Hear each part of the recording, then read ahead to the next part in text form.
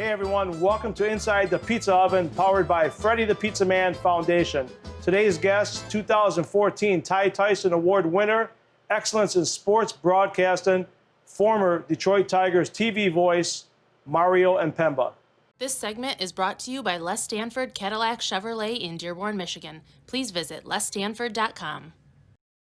All right, welcome in Mario Impemba. Thank you during the pandemic. Fredi, absolutely. How are you? Good, thank you for being here. My pleasure. So we're going to talk a little life and sports, and we're going to make a pizza. Have you ever made a pizza while on here? I'm Italian, and my mom and dad used to make pizza all the time. As a little kid, I would watch, but I would never get involved.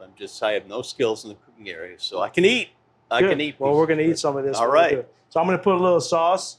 I'm going to put a little sauce on yours. I'm going to let you spread it, and then I'm going to take over after you're done. This one is going home with you right here. The official one's going home with me, right? Exactly. Yeah. So, Mario, you've been in the broadcasting business for, I would say, over 25 years, right? Yeah.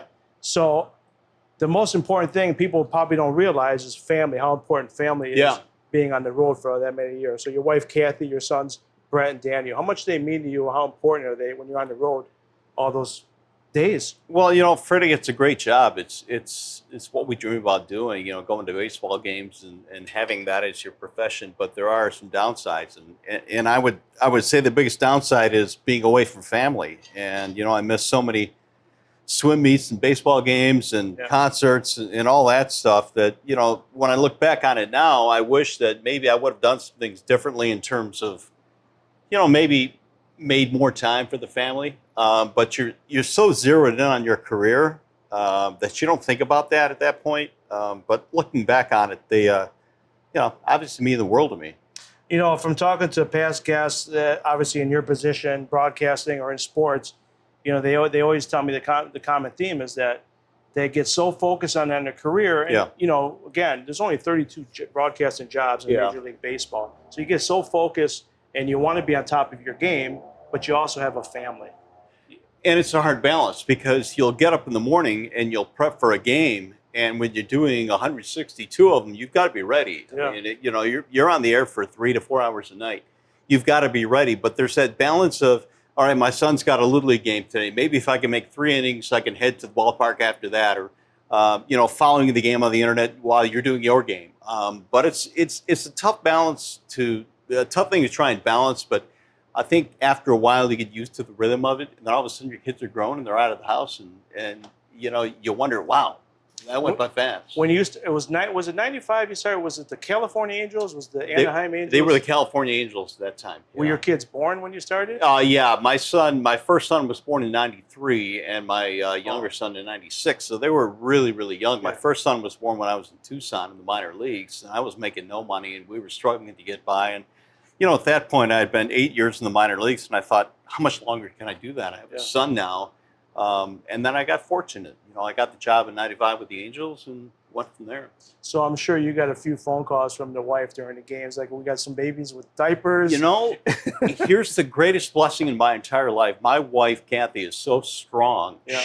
She never wanted to bother me on the road or at the ballpark. I mean, we could have our son break an arm, and she wouldn't call me. She just wanted me to do my thing, and she felt that's her thing. And, I really couldn't have done it without her. That's how important. That's how important as a wife is to a family. Yeah, no question. Especially your demanding job. No doubt. And, over the years, I learned to respect that. And I look back on it and think, wow, now that I'm home a little bit more now, I'm like, holy cow, she had the 2 kids, the cats, the dogs, the hamsters, juggling all that stuff and getting the kids ready for school and just raising them. It's a lot of work. It is a lot of work. So how were your kids when they were younger, listening to you on TV or watching you on TV? You would have to ask that to them, but I think that, they probably thought it was kind of cool. But after a while, it's like, it's just Dad. He's just on TV doing another game. And, I talked to Mike Kaline, Al's son. Yeah. Al recently passed away. And I said, what was like the typical day like in the Kaline household on game days? And he said, it just got to the point that that's just what Dad did for a job. And you weren't sitting there thinking, who are the Tigers facing tonight? Who's he facing in the starting pitching on the other team tonight? you don't think about that. That's what Dad does, and I Yeah. think that's what they felt too. So '95, you started with the Angels. Obviously, you grew up a Tigers fan as a Yeah. young boy. I'm just a couple years younger than you. Um, Getting into the broadcasting business, we all know Ernie Harwell, Paul Carey. We'll talk about them later. Yeah. But who are some of the guys not in the Detroit market that paved the way for you or influenced you, or you just grew up idolizing? Well, I was one of those kids, and most announcers are like this, where they fell asleep, with the radio on the pillow, and I would pull in games from all over the country, KMOX in St. Louis, and listen to Jack Buck. Yeah. I pull in Harry Carey in Chicago, Harry Callis in Philadelphia, Mark Holtz down in Texas, and I would listen to these guys over and over and over. Now, it was staticky, and it wasn't really clear, but it gave me a foundation of, wow, I like what he does. I don't particularly like what he does. Yeah, I got to do more of that. As a kid, I was already thinking, if I could become a baseball announcer, this is how I would do it. And yes, Ernie and Paul were probably my biggest influences professionally, but you pick up so many things just listening to others and learning from others, and that's what I tried to do. It's funny here, growing up a Tigers fan, we got a lot of Harry Carey because of watching the Chicago Cubs on Right. WGN. Yeah. And then Atlanta, we had the Atlanta channel, and I forgot was it Skip? Skip Carey. Skip Carey, that's Yeah. right. So we got a lot of Yeah. those two guys when watching Tiger games as well, too. So Yeah, and Harry's days, in my opinion, with the Cubs were not his best days. He almost became kind of a character. Yeah. With the Cubs. And that's But been said before. You're not the only one that said that. So Yeah, but if you go back and listen to his announcing with the Cardinals early on in his career, technically he was as good as any announcer out there. Yeah. And unfortunately, and I talked to Chip, his son, about this, that people only remember the goofy glasses and drinking beer in the air and all Yeah. that, all that kind of stuff. But you go back and listen to his early stuff, man, it's primo. It's really yeah, good. Yeah, absolutely. Yeah. Let's pop these in the oven, All right. and then we'll jump on the table and we'll finish the interview. Okay? Sounds good. Thank you. All right. Thank you.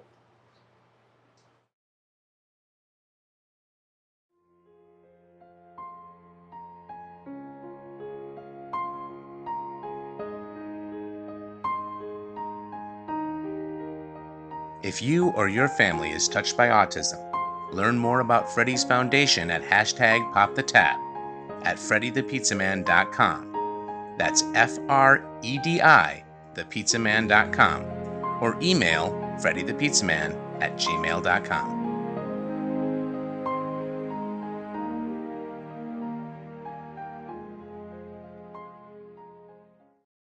All right, Mario, welcome back to the table now. And how was the pizza making? Well, the making was fun. The eating is probably going to be a little bit more fun. So I can look forward to it. I forgot to put the basil on the. Yeah, I saw that. But Yeah. that was a pro move. I mean, I wasn't looking, and you kind of stuck the basil on there. So it's a pro move. So earlier when we were talking about family, and I asked you about guys that were an influence on you, I brought up Ernie Harwell and Paul Carey. So obviously you grew up a Tigers fan, and everyone knows Ernie Harwell and Paul Carey. You got any great stories about either one or what they did for you coming into the business? Well, Ernie, to me, was probably my biggest role model professionally.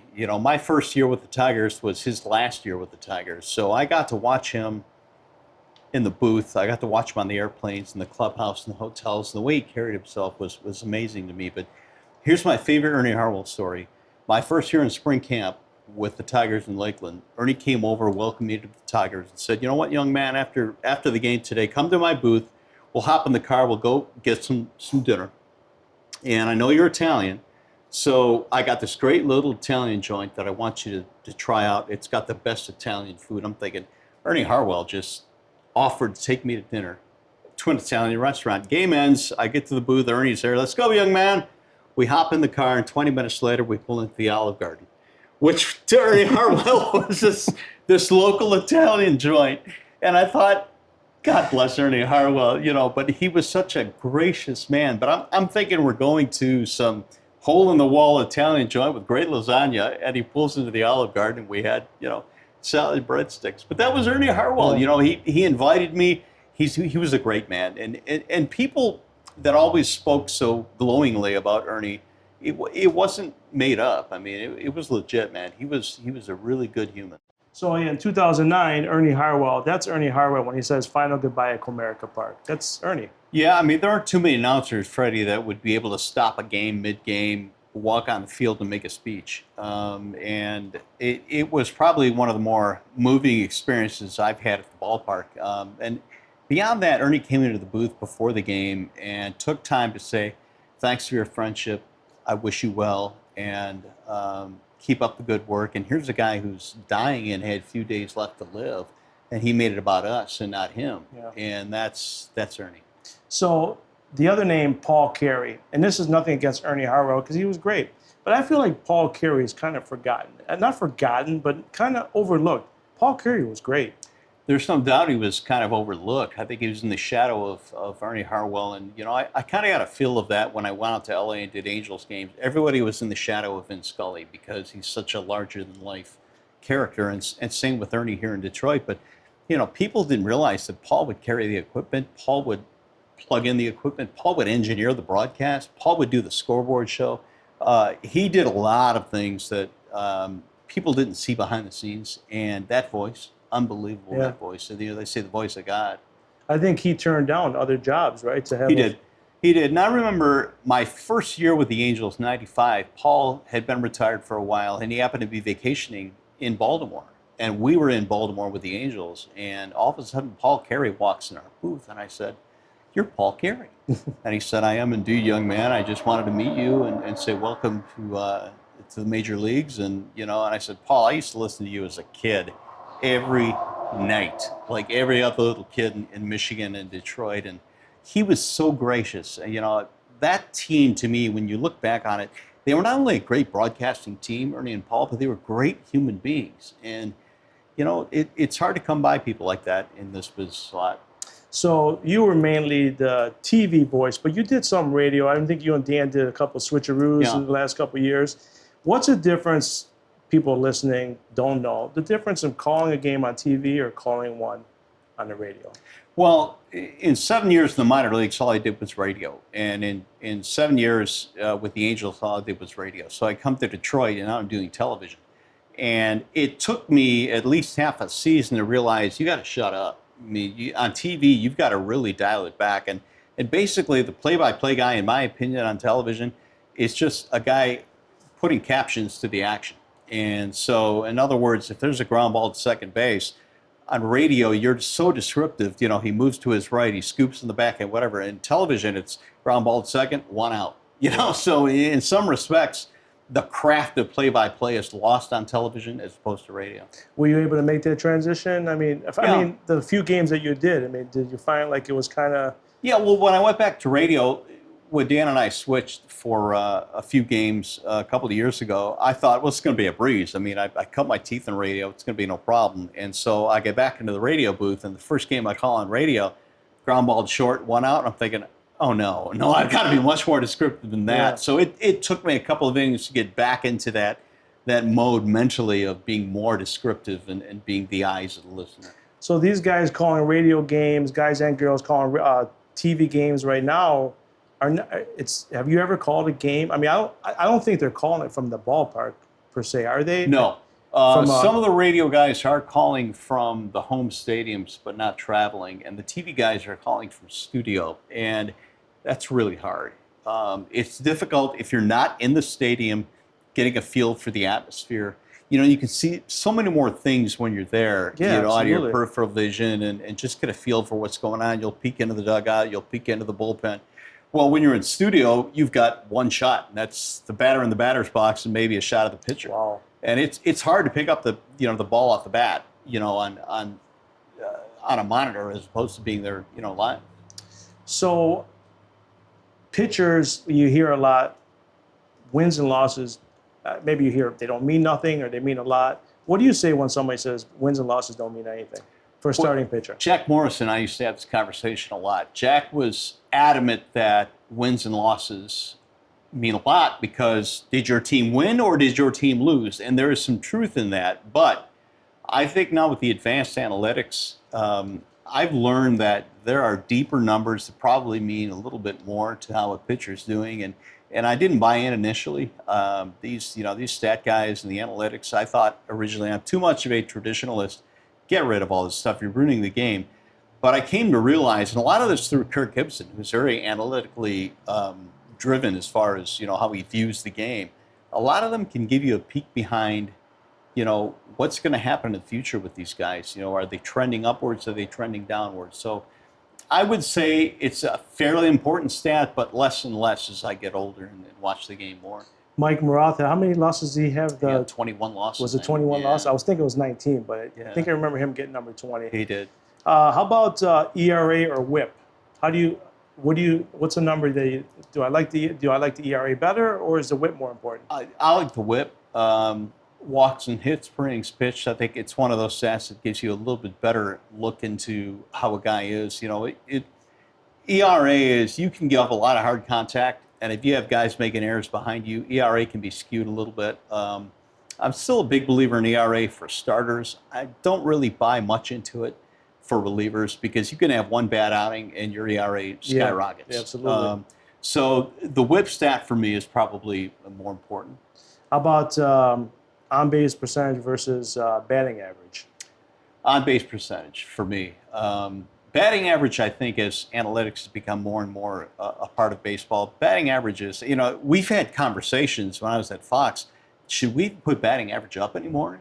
Because as a kid, you would watch games on Channel 4 with George Kell. It'd be batting average, home runs, RBIs. And for so many years, that was the main stat. Those were the three numbers you cared about, the three numbers that the Triple Crown were based on. But I think that when you look at on-base percentage, you're getting a better picture of how good a player really is. You probably watch a lot of games, older games on YouTube. I watch YouTube a lot, and I watch the older games. It doesn't matter what sport, but if you look, they don't have nothing on the screen versus numbers that you see nowadays when you're watching a game. I mean, sometimes I remember watching an old football game. There was not even a clock in the corner. Right. You didn't even know what down it was, nothing. So well, that's good, bad. I mean, I remember doing games for the Tigers, and we would have so many things flying in. I mean, we'd have the basic stats in the bottom. We'd have ads flying in off the top of the left, top of the right. We've had ads coming in the middle of the screen. You're just like, okay, stand by, here comes a Ford ad, and it's just like, let's play the game. Yeah. But that's what it's turned into with, the salaries, what they are now. Television money is gargantuan. Yeah. And that's what they're trying to do right now, just get to the postseason where the big TV money is going to come in. What do you say if a player were to bat 400 this year? Ooh, because I know there's a guy. I yeah. want to say he's in Colorado right now. But I had the name, but I don't know. Dan Dickerson and I were talking about this the other day, and what do we do at the end of the season? What if a guy wins the Triple Crown? Is it really a Triple Crown? Cabrera won it a few years back in 2012, I believe it was. And that meant something. Over 162, when you follow guys and you realize how much of a grind 162 is, it can't be explained. It's so hard unless you go through it. So condense that to 60. Is it a Cy Young? Is it a batting championship? Really? Is it a World Series champion? Really? My opinion is no. I think that they had to do this to keep the game in the eyes of the fan. You didn't want to go 18 months with no baseball. But I think it's all kind of play money right now. It's just like some of these guys, I mean, we look down maybe 20, 30, 40 years from now. One guy could be maybe he's a couple RBIs short of the record or a couple home runs short of a record. And you look back like, well, 2020, I didn't get. I get my ABs, yeah. And, I look at Justin Verlander, who's chasing 300 wins, and he's probably the only guy right now that has a legit shot. But he wants to pitch until he's 45. Well, if he does, he still has to win about 15 games a year to get there. And so now, with this, it's going to be hard. Now, yes, he's injured, but even if he was healthy, he wouldn't get more than 12 starts. You actually took my next question because I was going to ask you about Justin Verlander. Obviously, you covered him since he's obviously a rookie. I'm a believer in that. I like to see the Tigers bring a true number one starter back next year, like they did with Kenny Rogers in 2006. You know the difference Kenny Rogers made for 2006. He pushed Verlander down. He pushed each pitcher down, and made them more productive. Do you think a Justin Verlander could come back here? He might. He's got such a base here, and he grew up in this system. He grew up in the organization. He was Rookie of the Year here. He pitched in the World Series in 2006, his rookie year. He could. I don't know. I would tend to agree with you. There is so much pitching talent right now in the Tigers organization, but you still need a veteran or two to, as you say, push those guys down in the rotation, take the pressure off Casey Mize, take it off Scooble, take it off Matt Manning when he gets up here, Faedo, all these guys.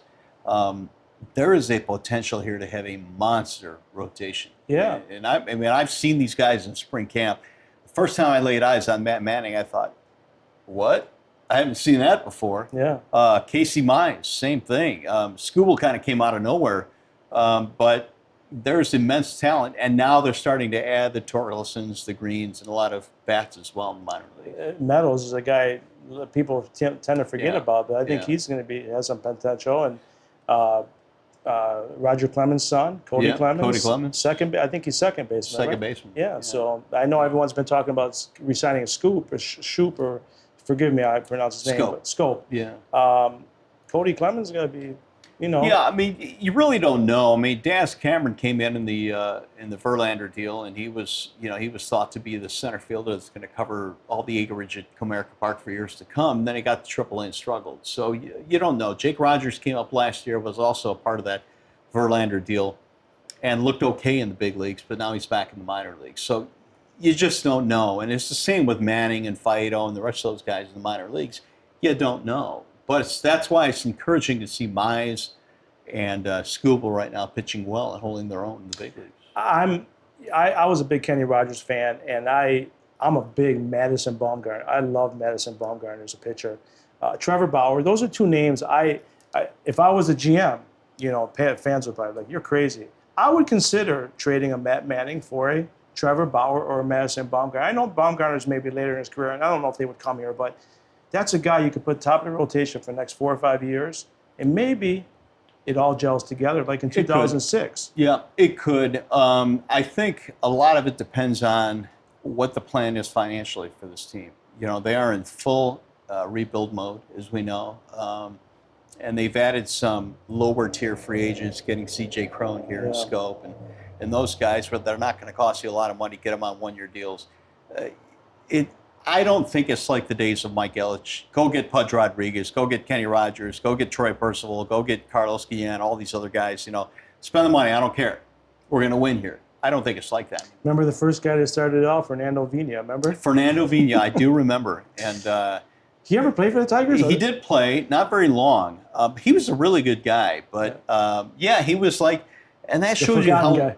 Yeah, that shows you how far the Tigers had to go. We were excited about signing Fernando Vina. Yeah, and I think Pudge, was it Pudge the next day or the Pudge came? Yeah, right around that time. Now Pudge turned the franchise around. Oh yeah. Make no mistake about it. They brought in some other guys. Eventually they got, Prince Fielder here, they got Sheffield here, they got those big boppers here, and they made a trade for the Cabrera. But believe me, this team was in the depths of the depths. I still remember when he hit the home run against the Cleveland Indians. Yeah. So and Pudge was a presence. Yeah, absolutely. So take you commissioner of baseball. If you were the commissioner of baseball, a change you would make in baseball, or two.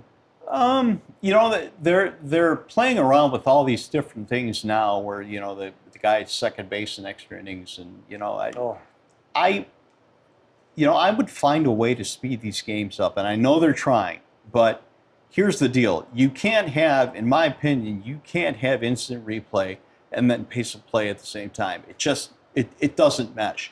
I mean, in doing games, we'll be sitting there in the broadcast booth, and it seems like an eternity sometimes before they make the calls on these plays, and really it's only 2.5, 3 minutes, but you start adding that up, it's got to start with the players. They've got to realize we need to speed things up, but they've created so many bad habits over the years that they're not going to. I would DH in both leagues.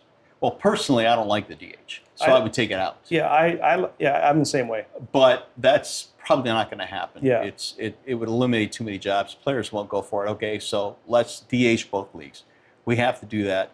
7-inning doubleheaders, I'm starting to be really intrigued by. I was on Twitter yesterday, and the Tigers won 2. I'm like, how'd they already play 2 games? Yeah. And I realized, having broadcast doubleheaders, they're murder. Yeah. I mean, they're murder for announcers, let alone players.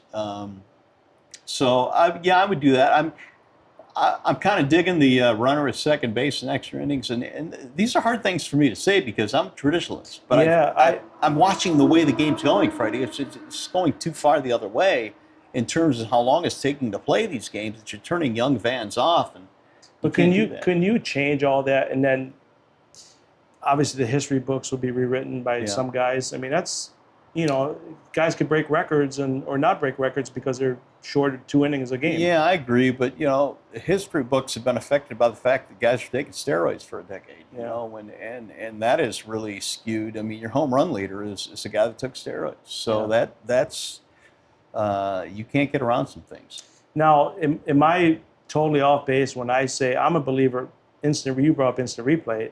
It has ruined sports. I really believe it's ruined sports. I think it's ruined umpires and referees, meaning, well, you know what? They got the instant replay. They're going to cry about it. Just go look at it. I'm not even going to worry about making the right call or wrong call. Right. I think they've gotten frustrated. Right. And they have Big Brother looking over them every second of every game, and that affects the way you do things. I mean, if somebody was standing behind you as you're Big Brother, you said day, it perfectly. And it's really hard to do your job that way.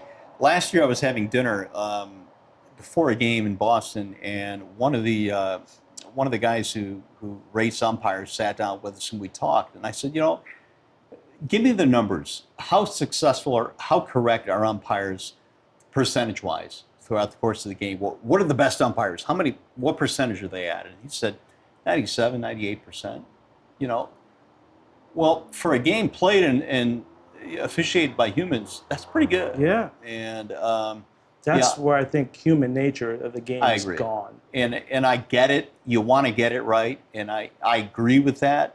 But it's I don't know. I just can't. Could you imagine if they had instant replay when Sid Bream slid in the home plate? Oh my goodness. 91. Oh, 91. Yeah. That would have been an extra 10 minutes on instant replay. At least. And here's the other thing, Freddie. We would watch in the booth during instant replays. We would watch probably 10 different angles of a play. Clearly out.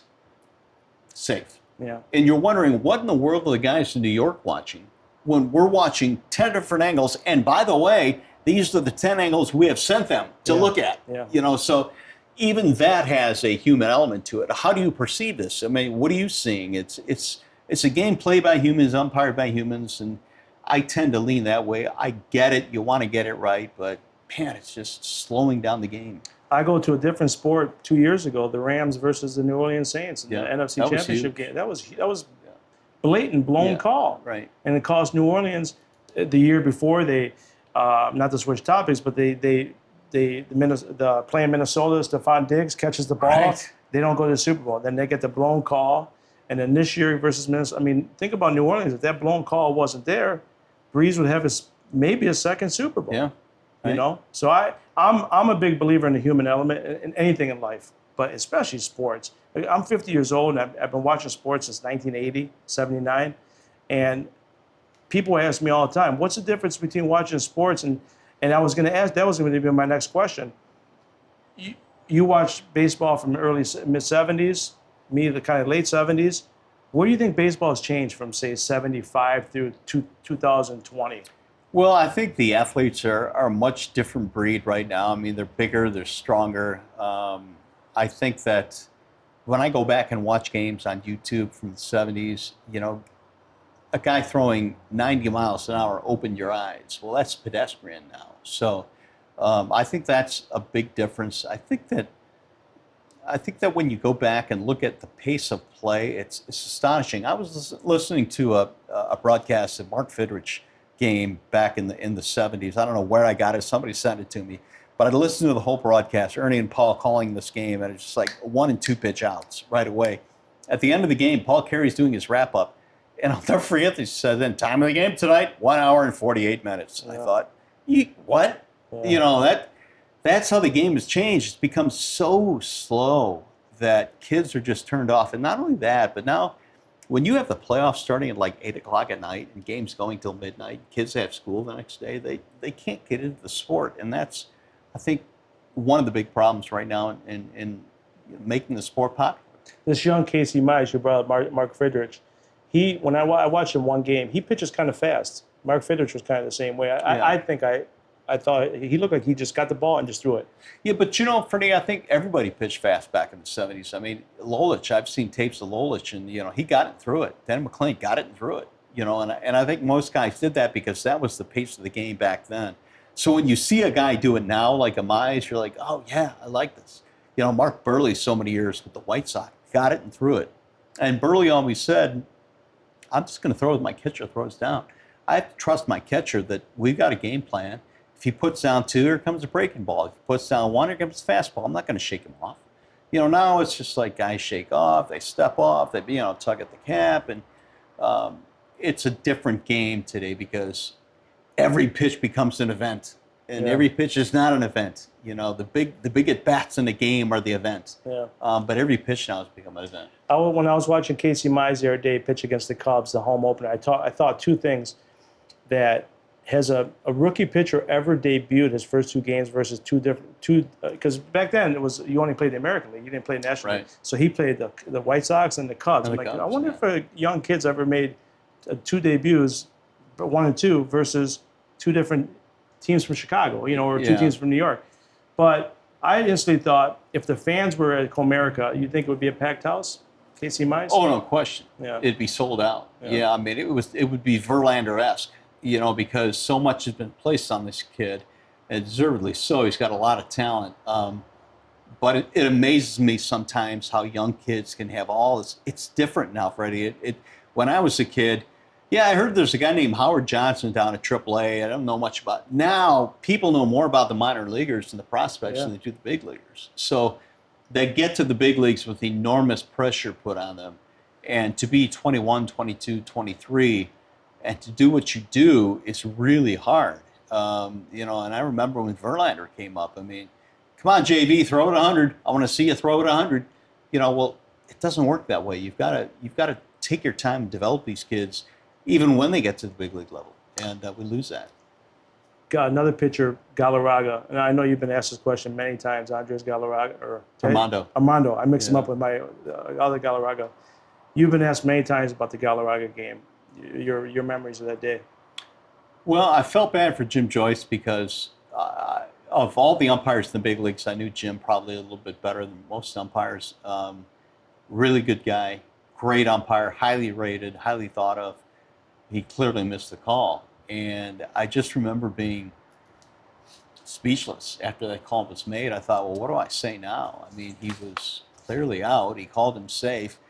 Your instinct is to pile on Joyce because you're so mad, you're so upset, and the fans are breathing fire, and Leland's coming out there breathing fire. And, you know, but I'm looking at Joyce going, this right now is a human being that needs an arm put around his shoulder, not somebody, you know, ripping into him. And I remember getting off the air that night, and I had some fans as I'm walking out of the park saying, I hope you reamed Joyce, you knew you know what. And I thought, you know, come on, man. Yeah. I mean, this is probably the worst moment in his entire life. And the way they came to the ballpark the next day and the way Galarraga handled it, I think really diffused the whole situation. He didn't badmouth him. He wasn't very demonstrative on the field.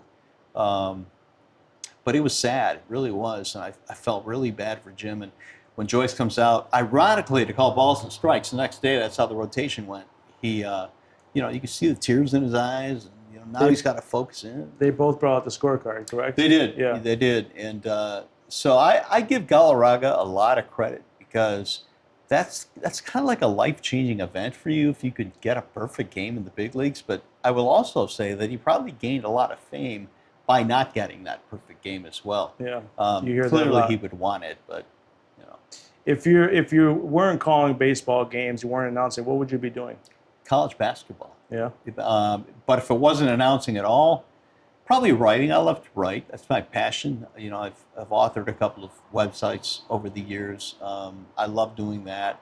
But in the broadcasting world, college hoops. I'm a huge fan of college hoops. And you have a favorite team in state? Well, I went to MSU, yeah, so it's got to be the Spartans. And, Izzo's racking up those 5 stars. He is, man. He's got a couple of 5s. He's got the best player in the nation coming in 2 years, or maybe even next year if he reclassifies. So, you know, Tom went through a little bit of a lull where he's only getting 3 and 4 stars, and people are thinking, what happened to Izzo? Well, he's good. Yeah, maybe 2022 he's going to win a national championship and sail on the sunset. Right. Yeah, absolutely. It'd be cool. Absolutely. So, favorite baseball player growing up? It could be a Tiger. I know probably for you, I know we talked Alan Trammell, but somebody that's not a Detroit Tiger. George Brett. George Brett. In fact, I had a Brett jersey when I was a kid that I'd wear to school, and teachers would always tell me, go put some real clothes on. I mean, it was the powder blue KC uniform with the Brett on the back and the 5, and he was just so cool. I loved the way he played the game. I was kind of drawn to the style the Royals played in the 70s and 80s, man. They stole a lot of bases. They were very aggressive, very good defensively, and George Brett, to me, was like the king of that team, and I really enjoyed watching him play. Yeah, I grew up Steve Balboni. I mean, I like George Brett, but Steve Balboni, because being Italian, Balboni, right? He smacked that ball, yeah. Oh, absolutely. So you covered a player for a long time, Miguel Cabrera, Triple Crown. He's got maybe 3 or 4 years left on his deal. He's not playing like he, was 2006 or 2013. How will he be remembered if he stays on this pace? Well, I think you have to remember him for his, and this goes for any athlete, whether it's Albert Pujols, who right now is on the back end of his career and is not really producing based on what they're paying him. And I think Miggy right now is the same way. I think Miggy is starting to come around right now, and I think he's going to have a pretty good final month of the year. But you need to remember Miguel Cabrera for the player he was, from 2008 to 2016, 17, whatever. The best hitter that I've seen in the game. And people really didn't appreciate, in my opinion, how good defensively he was. Here's a kid that started in the outfield, played third, played first. Tremendous throwing arm, very accurate. For a guy his size, played his position very well. People ask me who's the greatest player you've seen play. I used to say Griffey, Ken Griffey Jr. Yeah, he's a favorite of mine. Yeah, now I go Miggy. And I, it's kind of like announcers. Do you remember Harry Carey the way he was, in his heyday, or do you remember the guy that he was in WGN? They're two different guys, and so I think Miguel's kind of crossing over into that twilight of his career now. He's got a couple years left on that deal, as you said. So, got to remember him for the Triple Crown player that he was. You think he'll end up somewhere else playing the latter of his career for a contender? Yeah, I don't know. I always thought no, but I'm starting to think maybe. But the money's going to be so prohibitive to move him, and it's going to be hard for him to match his production to the money they're paying him. So it would be tough. You would need a team with extremely deep pockets and willing to do it. And my guess, if a player, and not just Mickey, any player, if they say, well, you don't have to pay me for half my salary, just take it away, the union would never let that happen, would they? Oh, no. Yeah. Not a chance. No, not today. A couple more questions for me. The 2006 to 2013 Detroit Tigers, we know the history. They've been to 2 World Series. They didn't get to 2 World Series. How do you think those teams will be remembered? Well, I've told a lot of people that I feel the 2013 team is the best Tiger team that I've seen since, '84. And I really believe they probably should have won the World Series that year. Joaquin Benoit throws one bad pitch, Poppy hits it out, it's a grand slam, and that whole series turns around. Tigers would have gone home up 2-0 and headed to the World Series again. It didn't happen. But that stretch of Tigers baseball, to me, makes me feel good because as a kid growing up in Detroit, I got a front row seat to me the best stretch of Tigers baseball. You could make the argument in the club's history. Yeah. Yes, they didn't win a World Series, but sustained success. It was really cool to watch. 2006 had to be fun. I mean, no one predicted that would happen, especially when Leland blew up on the team, leaving the Cleveland game. Then he went to Oakland. No one saw that coming. I was in his office when he blew up at reporters about that, and I thought, wow, I haven't seen this in a while. Yeah. The guy's saying, okay, let's go. But there are things that stick out. Craig Monroe hit a big home run at Yankee Stadium in New York for a comeback win late in the game. I remember going to Chicago, and Wrigley Field is packed.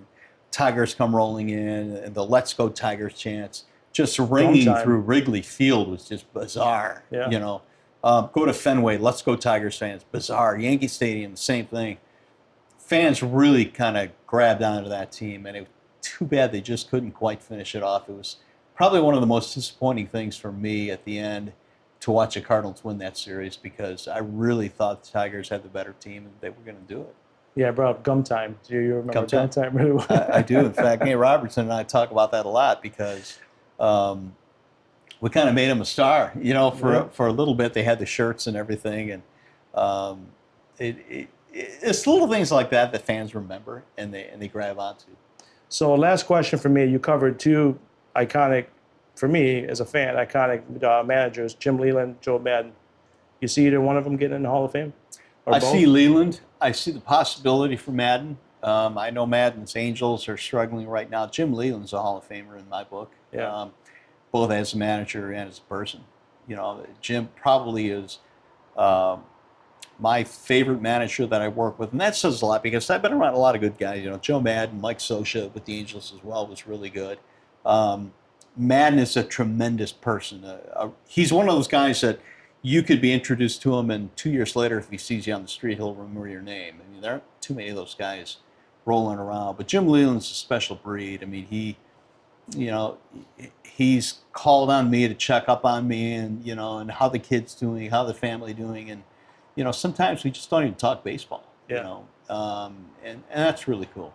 Yeah, well, you and him is two guys that are missing this town. I'll tell you Well, that I for appreciate sure. it. Thanks, Freddie. Mario, thank you so much. All right, Freddie, I for being appreciate here, it. Okay, Thank you. Thank you.